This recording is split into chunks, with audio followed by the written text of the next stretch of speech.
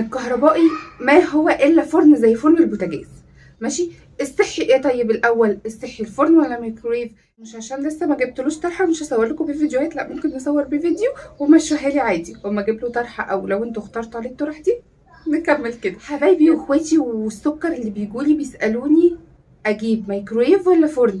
طبعا السؤال ده او الاسئله بتاعت اجيب ايه ولا ايه فتره التجهيز بيبقوا حاجه من الاتنين، يا هم حابين ان انا اقول لهم هاتوا عشان عايزين يجيبوا كل حاجه، يا اما هم فرهدوا من الحاجات ونفسهم ان حد يقول لهم لا خلاص كده كفايه ما تجيبوش عشان يبقوا مريحين ضميرهم. فتعالي انا هقول لك الخلاصه ايه بعد الجواز. بصي يا قمر، الفرن الكهربائي ما هو الا فرن زي فرن البوتاجاز. ماشي، الصحي ايه؟ طيب الاول الصحي الفرن ولا ميكرويف؟ الفرن، لان الميكرويف في ناس بتقول صحي وفي ناس بتقول مش صحي، فما علينا. طيب الصحي بالنسبه لنا احنا ايه في دفع الفلوس والكهرباء؟ الفرن بيسحب معاكي كهرباء اكتر. طيب ايه بقى اللي هيسعفني وهيسرعني وايه العملي؟ بالنسبه لي الميكرويف. الفرن عندك فرن البوتاجاز نفسه بالظبط، ولازم تسخنيه الاول وبعد كده تحطي فيه الحاجه عشان تتسخن، وما بيعملش غير وظيفه فرن البوتاجاز. يعني اللي هتعمليه في فرن البوتاجاز هو ده. لو انت حد في بيت عيله بقى وبتعملي عزومات، او ان انت مثلا فود بلوجر، او ان انت بتعملي اي محتوى او اي حاجه محتاجه ان انت، او بتعملي مثلا ممكن بتعملي شغل من بيت اكل وبتوزعيه او الحاجات دي، هتبقي محتاجه حاجه تسعفك مع فرن البوتاجاز هاتيه. طيب انت مش كل الكلام دوت وانت عادي حد طبيعي عايش في بيته او بتشتغلي عادي وبتعملي اكل فيه حد طبيعي، ماشي، هيبقى كفايه عليكي فرن البوتاجاز، يبقى وفري فلوسك. شوفي جهاز تاني حتى لو مش عايزه الميكرويف، شوفي اي جهاز تاني ناقصك في البيت او حاجه ناقصاكي وهاتيها بالفلوس، او يا ستي روحي اتفسحي بيها او اخرجي خروجه او سافري او شوفي اللي انت عايزاه.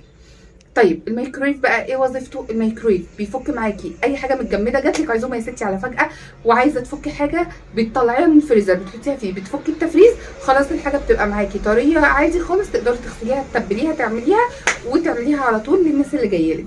معاكي اي مخبوزات عندك، العيش الحاجات ديت عايزه تسخنيها، العيش الفينو، جايبه كرواسون، جايبه باتيه، اي حاجه عندك تقدري ان انت تحطيها وتشغليه، مفيش 30 ثانيه والحاجه بتخرج معاكي فريش خالص اكنك لسه مطلعاها من الفرن.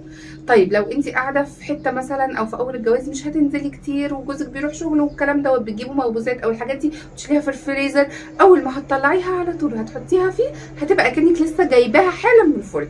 خلاص كده. طيب العيش البلدي الحلو اللي بنجوع اخر الليل او بنجوع في اي وقت او الصبح على الفطار، بدل ما تدهولي البوتاجاز كله رده بتسخنيها في الميكرويف، بيطلع برده اكنه لسه طالع من الفرن، وهتوفري الرده اللي هتوقعيها على البوتاجاز وغسيل البوتاجاز. الميكرويف اخره طبق ازاز من جوه هناخده نغسله وننشفه ونحطه مكانه على طول. بس كده باذن الله بقى هتتجوزي وتخلفي وتجيبي البيبي اللي مش هيهنيكي على كوبايه الشاي بلبن بتاعتك.